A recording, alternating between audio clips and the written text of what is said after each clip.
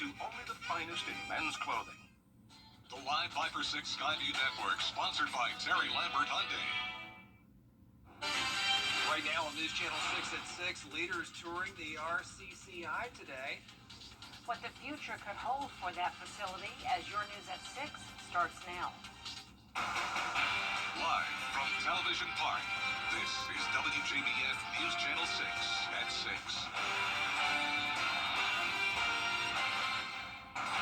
Hello everybody, I'm Brad Means. And I'm Jenny Montgomery. Thank you for joining us. Coverage you can count on begins with law enforcement responding to a deadly shooting at Augusta Mall. One person was killed, 2 more injured. 2 suspects are in custody. Graham Lee joining us live now outside the mall. Graham, we heard from the sheriff not too long ago. He says this whole thing started as a fight and then somebody pulled out a gun. Well, that's right, Brad, Jenny. Things are a lot more quiet now compared to what they were just a few short hours ago. We've been getting updates from law enforcement throughout the day about this shooting, but we just got within the last 15 minutes new information from Richmond County Coroner Mark Bowen. He's now confirmed the identity of the victim involved in this case, and that's 17-year-old Devon McClain. Going back to earlier this afternoon, authorities first responded to the scene here at Augusta Mall about 1 o'clock this afternoon for reports of an active shooting. The sheriff said that it was not an active shooter. He clarified that in the press conference today. The Richmond County Sheriff's Office and the Marshal's Office were on the scene throughout this afternoon, along with agencies outside of Richmond County, including Columbia County deputies were here as well. We can confirm that what we found from the press conference earlier today, that one person was shot and they were killed. The Sheriff's Office has 2 suspects in custody, but they are looking for 2 more. And just within the last 15 minutes, as I mentioned, Richmond County Coroner Mark Bowen confirmed the identity of the victim as 17-year-old Devon McClain. But the sheriff, as you mentioned, said that this all started from a fist fight inside the mall. It all started as a fight at first, which ended up going from a fist fight to one of the subjects pulling out a firearm and shooting the other one. We're still searching for 2 persons of interest, and additional information will be forthcoming as soon as we get that.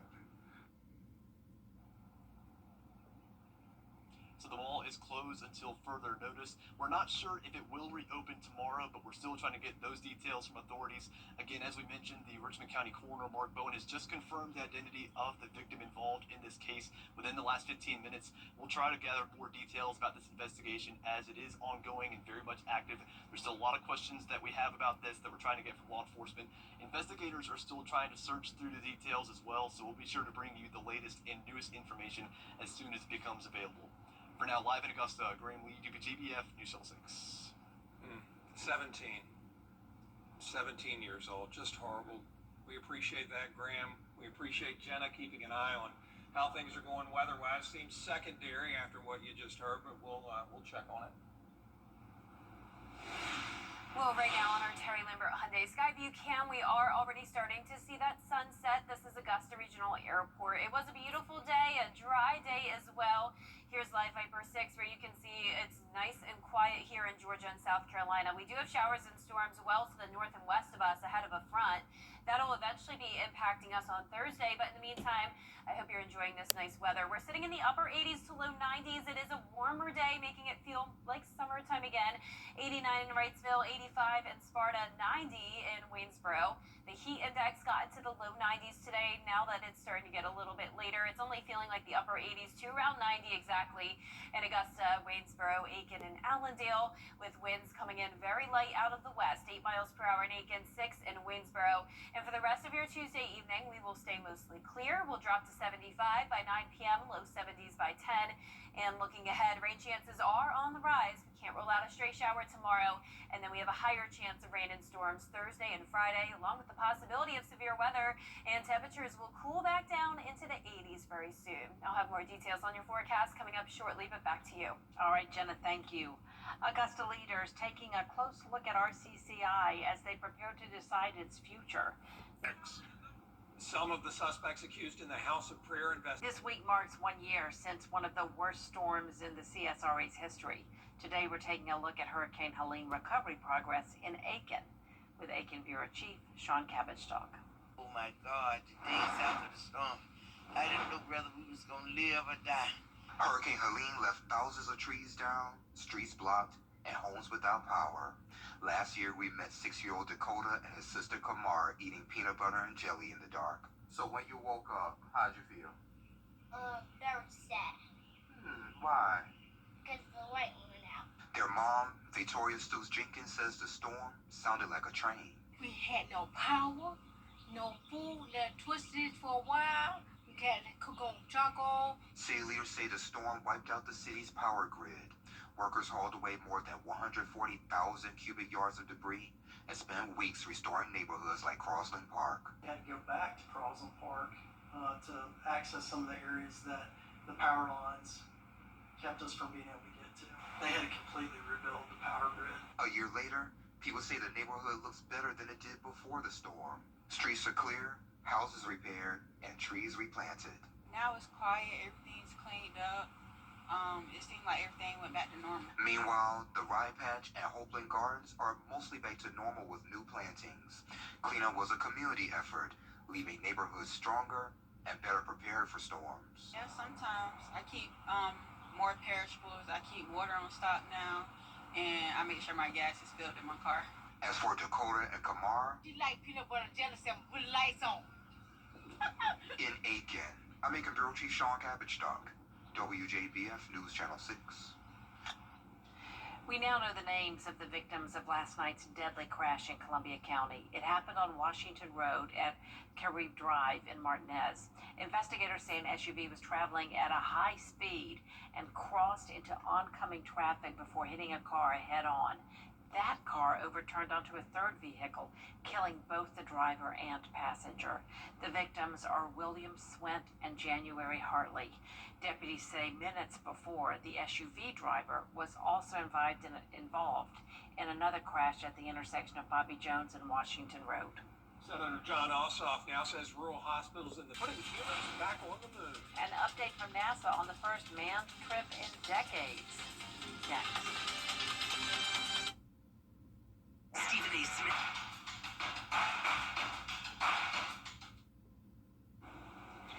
In a few months, American astronauts will fly farther into space than anyone has before. NASA says Artemis 2 will launch early next year. Vinay Senlot has more.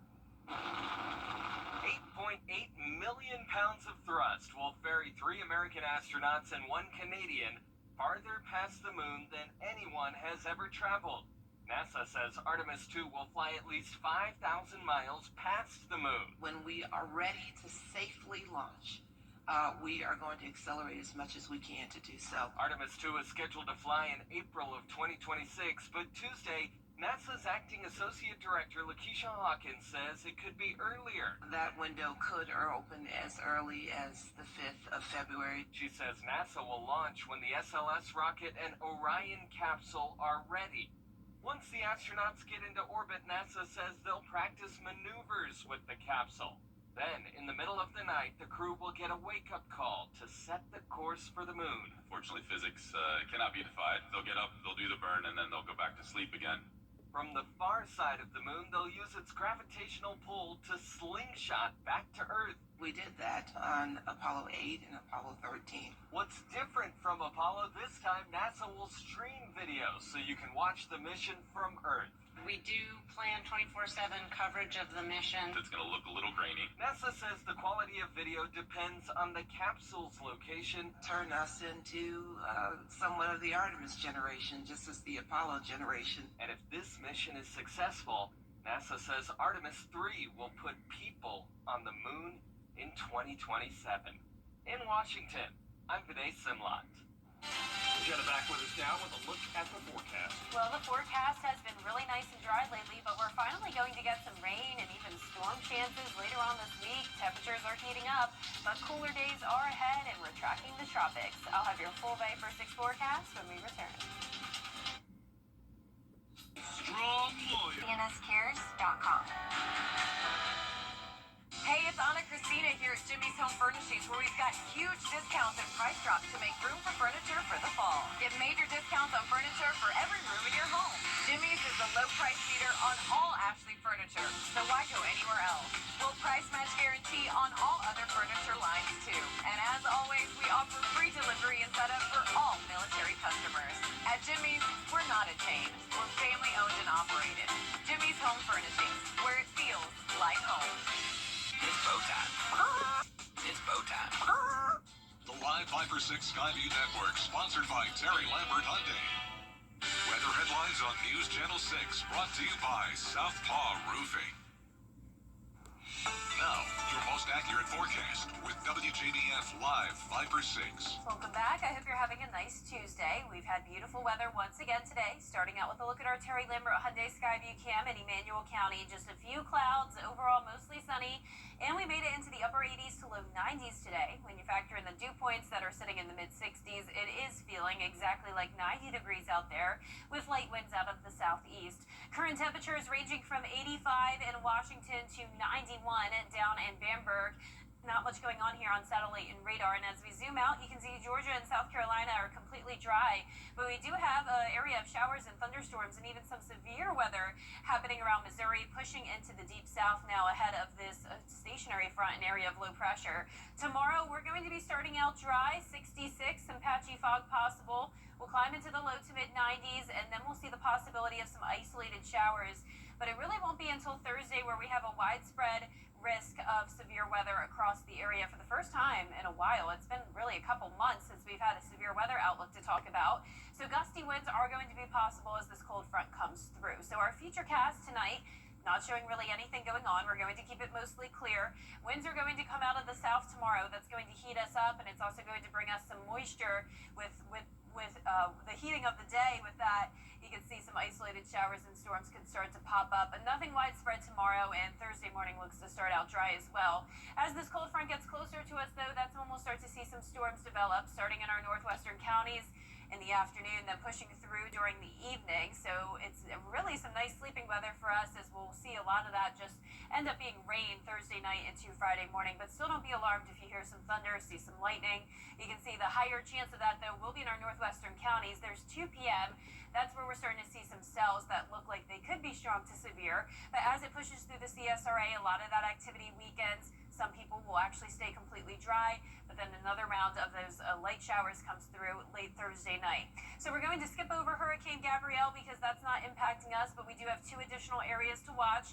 High chances of development here, and the one in red has the higher likelihood of curving out to sea. The area in orange is a bit of a different story. We'll be watching the Bahamas over the weekend, and then early next week we'll be watching all up and down the East Coast for possible impacts. But I can tell you that looking at a lot of models, this area does not look to become very strong if it were to develop, and there's a good chance that this could just end up bringing us some beneficial rain. It's been such a dry month, so we'll take all the rain we could get. Of course, we don't want it from a hurricane, though, but if it's just a rainmaker, that will be okay. Now, we'll keep you updated on that, but our lows tonight will be in the mid to upper 60s. Our highs tomorrow are going to be in the low to mid 90s.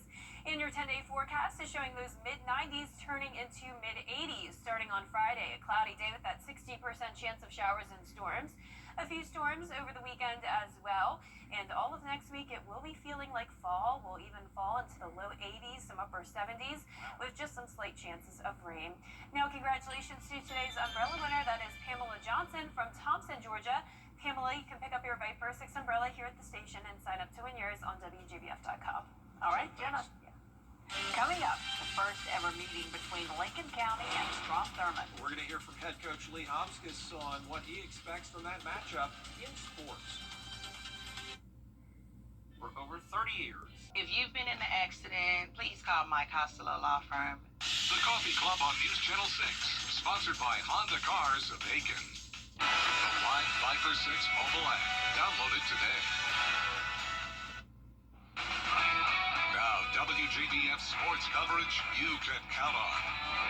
If you're the Lincoln County Red Devils and have only 4 other teams in your region, what other teams do you schedule? Well, the answer: look at South Carolina teams, the Strom Thurmond Rebels to be exact. Now, believe it or not, these 2 powerhouse programs have never met on the gridiron before. The Red Devils off to a 5-0 start to the season thanks to their 13 seniors and their leadership on and off the field. The Strom Thurmond Rebels 3-1 on the year, with their lone loss coming against an undefeated North Augusta team. Lincoln County head coach Lee Homskis singing some high praises for the program in the Palmetto State, expecting it to be nothing less than a showdown.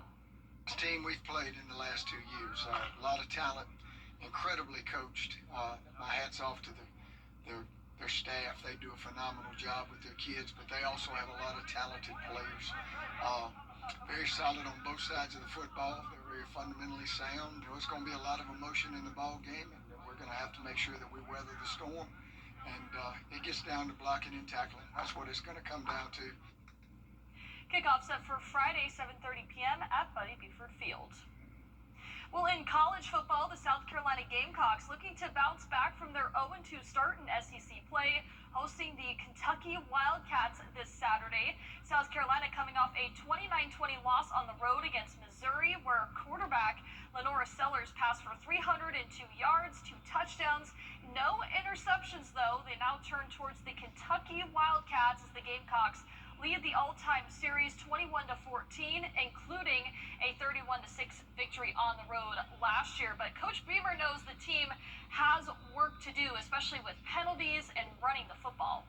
Really, in my mind, it always is about us fixing our issues, making sure we're the best version of ourselves when we go into a game. Don't get me wrong, healthy respect for the opponent. We spend a lot of time talking about the opponent, but what we do in practice, it's always about, us, and that's what matters. And every opponent is... Well, South Carolina will look to get in the win column of SEC play, their first win on the season in the conference. Kickoff set for 7:45 p.m. on SEC Network. All right, thanks a lot, Gianna. And we'll be right back. Who's ready to score big this football? Driving to the end zone with Gerald Jones Auto Group. Shop now at GeraldJonesAutoGroup.com. Something about the morning. Takes you with food now. You know that I love you. Good morning, Augusta.